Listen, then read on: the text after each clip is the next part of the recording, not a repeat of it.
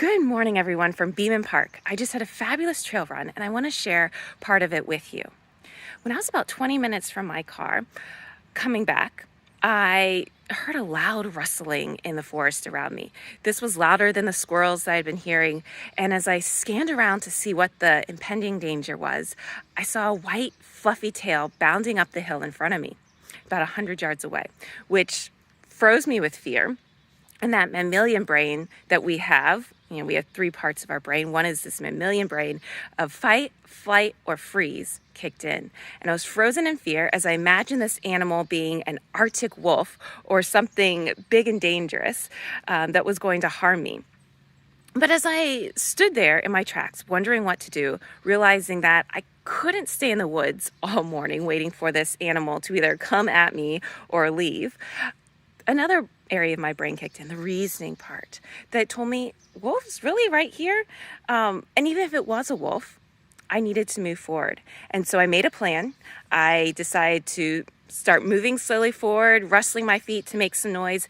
And a few paces later, as I was terrified seeing this animal now on my path, I realized, though, that it was just a deer and her fawn. I had been making something so simple and sweet as this deer and fawn as something much bigger and much more scary. And this happens in our work, in our lives, in our relationships. When we look at a project, when we look at a paper to write, when we look at emails or conversations that we don't want to have, and we let our fear and importantly our self-doubt kick in, that freezes us. Or maybe we fight or flight. But something unrational happens a lot of times when we encounter those challenges. But we have to remember that we have a rational side of us. We can control our circumstances. We can control our actions. And we can say no to that self-doubt.